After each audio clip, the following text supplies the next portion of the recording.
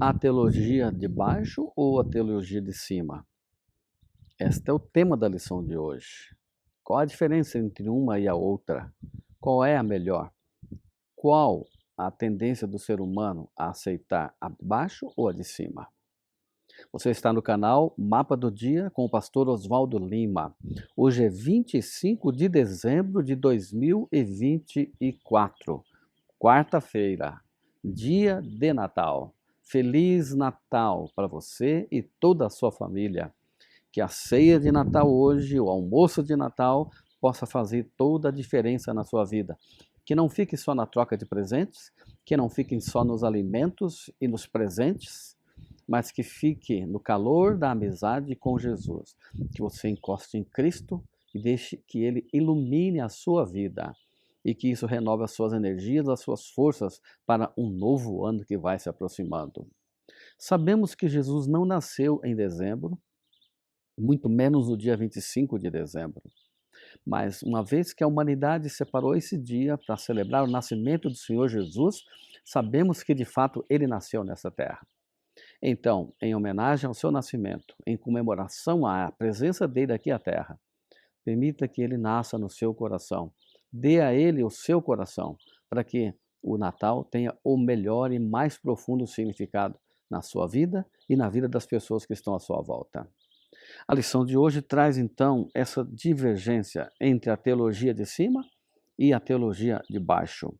Conta a história de um homem em João 4, 46 a 54. Jesus estava lá em Caná da Galileia e ela ali tinha feito o maior milagre, o primeiro milagre da sua vida, que era a transformação da água em vinho. E ali havia um oficial do rei cujo filho estava enfermo. E quando ele se encontra com Jesus, provavelmente conhecendo a história de Jesus, sabendo todos os seus milagres realizados, ele pede uma coisa para Jesus. E ele pede: Jesus, eu quero que você cure o meu filho, que meu filho está morrendo. Então Jesus lhe disse: se vocês não virem sinais e prodígios, de modo nenhum crerão. O oficial pediu mais uma vez: Senhor, venha antes que meu filho morra. E Jesus respondeu: vá, seu filho vai viver. O homem creu na palavra de Jesus e partiu. Quando ele já estava a caminho, os seus servos vieram ao encontro dele, anunciando-lhe que o filho estava vivo. Então perguntou: a que horas o seu filho havia se sentido melhor? Informaram: ontem, à 1 hora da tarde, a febre o deixou. Com isto, o pai reconheceu que aquela era precisamente a hora em que Jesus tinha dito a ele: o seu filho vai viver.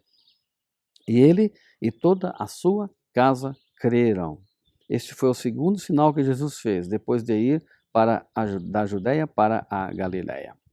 Interessante como termina o relato. Ele e toda a sua casa creram em Jesus, porque Jesus tinha curado o menino. Este é o que se representa como teologia de baixo. É aquela teologia que estabelece critérios e padrões em relação a Deus e a sua palavra.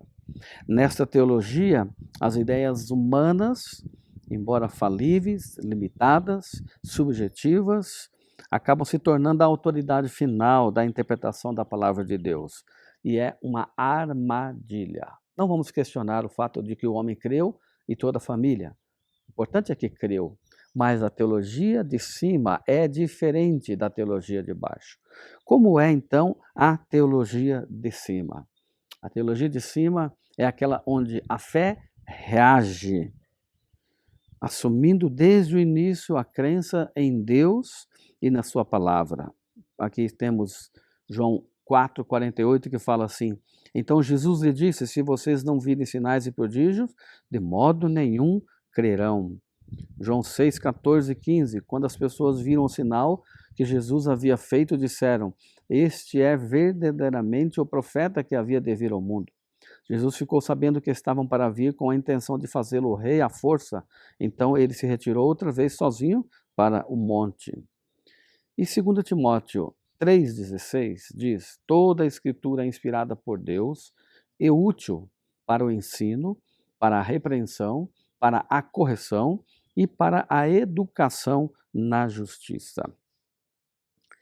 Muito bem, aqui nós encontramos então que quando a Bíblia é aceita pela fé, ela se torna a sua própria intérprete.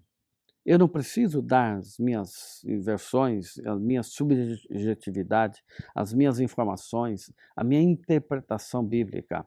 É só aceitar. Ouvir a palavra de Deus é aceitar. Nós devemos crer nas Escrituras Sagradas. Se vocês permanecerem na minha palavra, são verdadeiramente meus discípulos.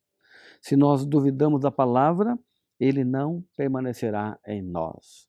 Então, Cristo e a sua palavra são a mesma coisa. É por isso que João começa dizendo: o Verbo se fez carne, a palavra se fez carne. Ou seja, Jesus Cristo é a palavra, ele é o caminho, ele é a verdade, ele é a vida.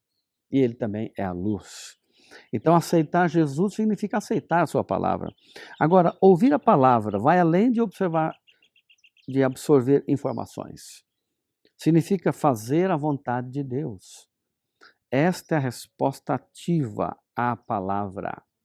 Não como o homem, que o filho foi curado, a resposta dele é passiva. Dependeu de um milagre. Então, a teologia de cima é diferente.